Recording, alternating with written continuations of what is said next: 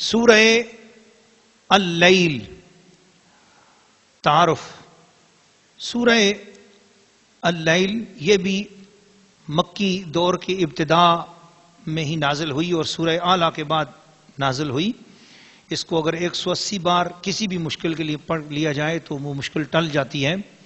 یہ مکیہ ہے اور اس میں ایک رکوع ہے، 21 آیتیں ہیں، 71 کلمات ہیں، 310 حروف ہیں. اور اس کے اندر اب دیکھیں اللہ پاک، پچھلی سورت آپ نے پڑھی اس کے اندر اللہ پاک نے ایک نبی کا ذکر کیا، نبی سے نسبت رکھنے والے جانور کا ذکر کیا، اس سے نسبت رکھنے والے چشمے کا ذکر کیا. اور بات چل ہی پڑی ہے تو میں یاد کراؤں کہ ایک مرتبہ اس مقام سے ہمارے رسول پاک گزر رہے تھے. یہ غزوہ تبوک میں جاتے ہوئے حضور وہاں سے گزر رہے تھے تو صحابہ کرام نے قوم صالح والے کنویں سے پانی لے لیا اور آٹے گوندھ لیے. تو حضور علیہ الصلوۃ والسلام نے فرمایا کون سی بستی ہے؟ کہا جی یہ وہ بستی ہے جو سمود والوں کی بستی تھی، قوم صالح والی بستی تھی. آپ نے فرمایا اس کنویں سے پانی نہ پینا، یہ گستاخوں اور بے ادبوں کا علاقہ ہے. اس کنویں سے پانی نہ پینا. وہ گستاخی تو برسوں پہلے ہو گئی تھی نا، لیکن چونکہ نسبت اس بستی کے ساتھ تھی کہا نہیں.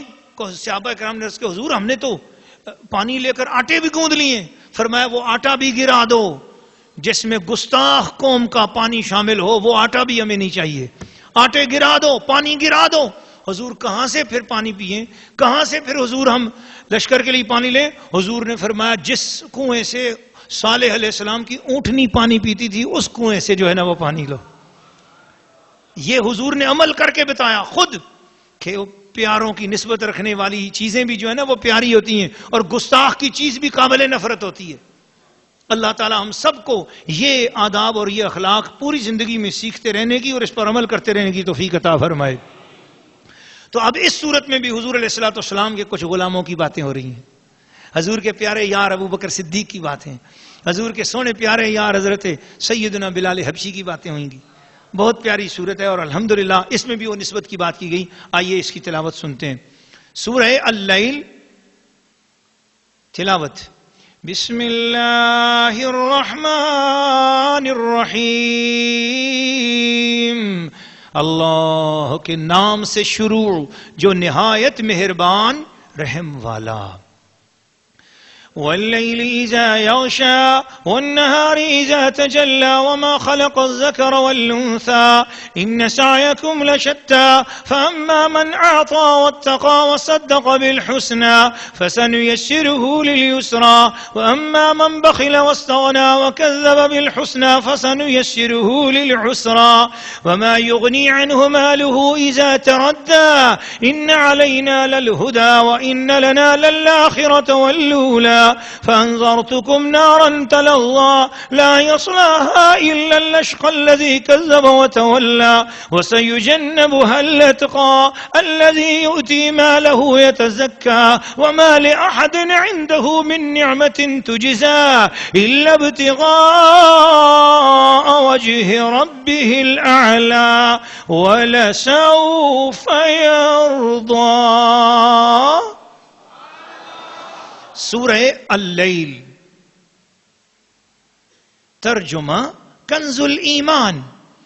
اور رات کی قسم جب چھائے اور دن کی قسم اور دن کی جب چمکے اور اس کی جس نے نر و مادہ بنائے، بے شک تمہاری کوشش مختلف ہے تو وہ جس نے دیا اور پرہیزگاری کی اور سب سے اچھی کو سچ مانا تو بہت جلد ہم اسے آسانی مہیا کر دیں گے. اور وہ جس نے بخل کیا اور بے پرواہ بنا اور سب سے اچھی کو جھٹلایا تو بہت جلد ہم اسے دشواری مہیا کر دیں گے اور اس کا مال اسے کام نہ آئے گا جب ہلاکت میں پڑے گا. بے شک ہدایت فرمانا ہمارے ذمہ ہے اور بے شک آخرت اور دنیا دونوں کے ہم ہی مالک ہیں.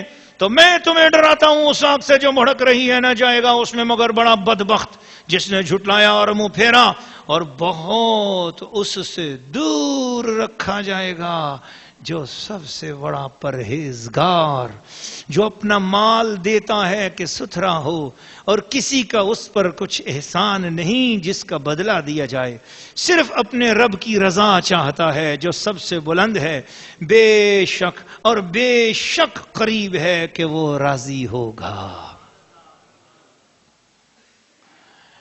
سورہ واللیل، سورہ اللیل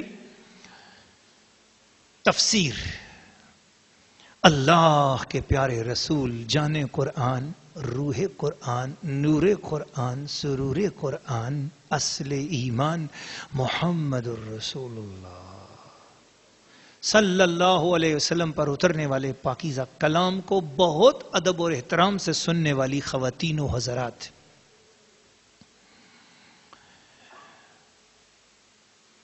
سورہ واللیل میں اللہ پاک نے قسم اٹھائی ہے رات کی جب وہ چھا جائے، پھر دن کی جب وہ روشن ہو، چمکتا ہو۔ قسمیں اٹھا کر رب کریم نے یہ بتایا کہ لوگوں، سب سے اچھا وہ ہے جو تصدیق کرے رسول پاک کی اور خرچ کرے حضور پر، اسلام پر، دین پر، قرآن پر، ایمان پر، اللہ کی توحید پر، نبی کی رسالت پر، رد شرک میں، تعظیم رسول میں جو خرچ کرے اس کو ہم آسانیاں عطا کریں گے، اور جو میرے مصطفیٰ کے خلاف گستاخی میں، بے ادبی میں، توہین میں، اہانت میں، قرآن کے خلاف، توحید کے خلاف خرچ کرے، جی شرک میں خرچ کرے، میں اس کے سارے رستے تنگ کر دوں گا، اس کو بے نور کر دوں گا، اس کو دوزخ میں ڈالوں گا، شعلے مارتی دوزخ۔ پھر فرمایا اچانک کوئی ایسا بھی ہوگا جو بہت دور ہوگا اس سے، وہ کون ہے؟ اتقا، اس امت مصطفیٰ کا سب سے زیادہ پرہیزگار۔ کون؟ سیدنا ابو بکر صدیق رضی اللہ تعالی۔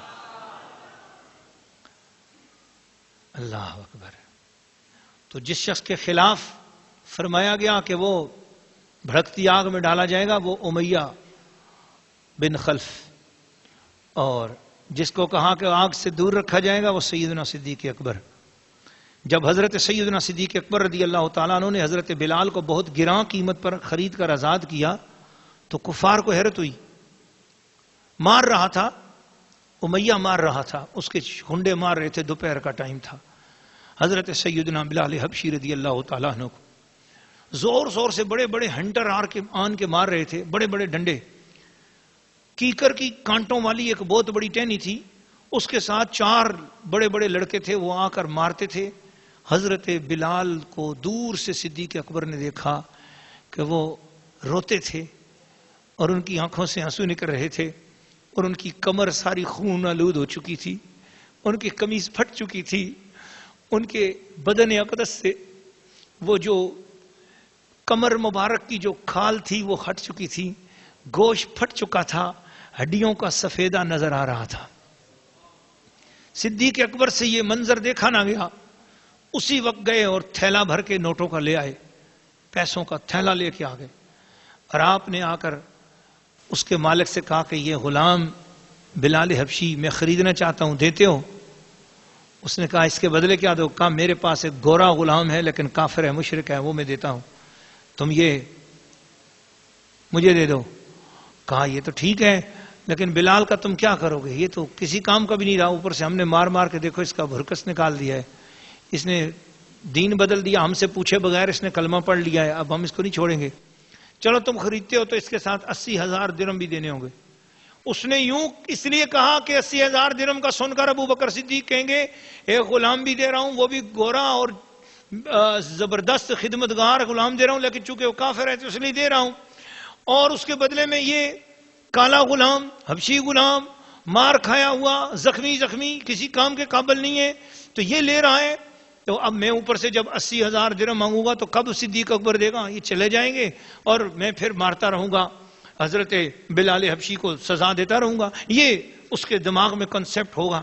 اس نے اسی بنا پر کہا کہ 80,000 درہم، حضرت ابو بکر صدیق نے تھیلا اس کے سامنے رکھا اور کہا گن اس میں سے اور 80,000 درہم لے لے ابھی۔ اس کو حیرت ہو گئی، وہ پھٹی آنکھوں سے دیکھنے لگا، کہنے لگا ابو بکر تم بڑے عقل مند ہو، اور اتنی قیمت اس کی بنتی نہیں، میں نے تو ایسے کہہ دیا۔ آپ نے فرمایا تو نے کہہ دیا، تو لے، میں تو گھر سے 6 لاکھ درہم لے کے آیا تھا بلال کے لیے۔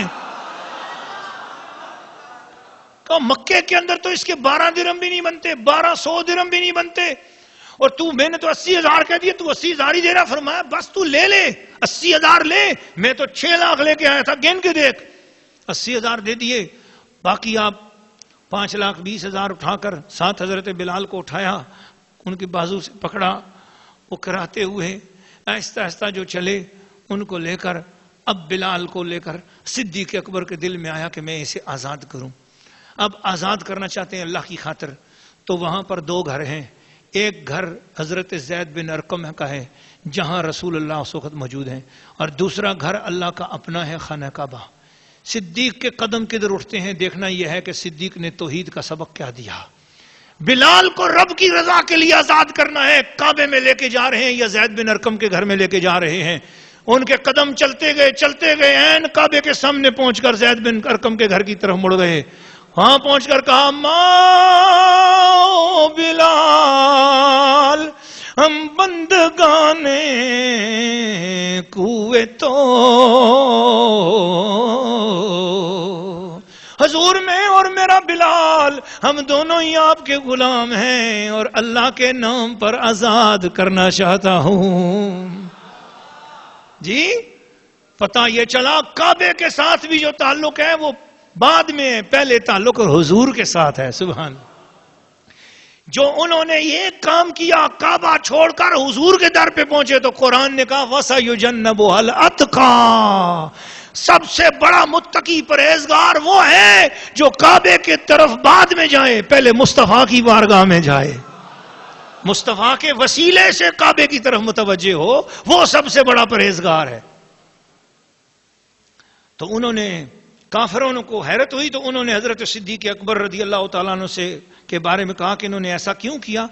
وہ کہنے لگے نہیں، کوئی بلال کا احسان ہوگا صدیق اکبر پر، اتنی گراں قیمت دے کے انہوں نے خریدا ہے، آزاد کیا ہے۔ تو اب یہ بات تو تھی نا دوستو، یہ وہی مقام آ گیا، بیٹی کے لیے بھی اگر الزام لگا تو اس کے الزام کی برات میں بھی سورۃ نور نازل ہو گئی۔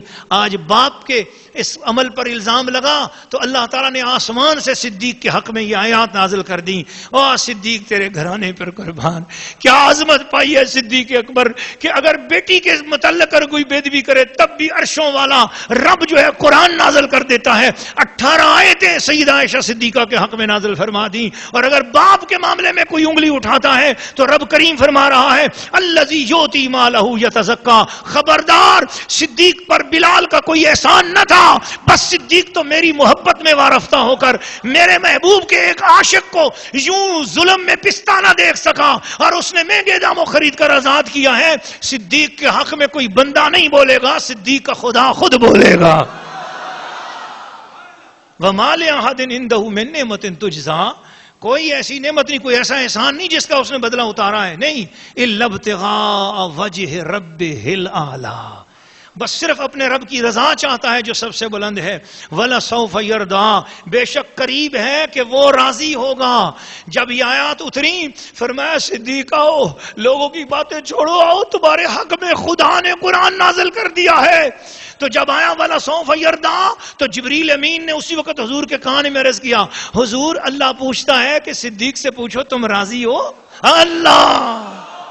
اللہ صدیق سے پوچھو راضی ہو؟ صدیق اکبر اٹھے، 500 صحابہ کرام بیٹھے ہوئے تھے، وجد میں آئے اور اس پوری محفل کا چکر لگاتے ہوئے دوڑتے ہوئے یہ کہہ رہے تھے انا عن ربی راضٍ، انا عن ربی راضٍ، انا عن ربی راضٍ، مولا میں تجھ سے راضی ہوں، مولا میں تجھ سے راضی ہوں، مولا میں تجھ سے راضی ہوں۔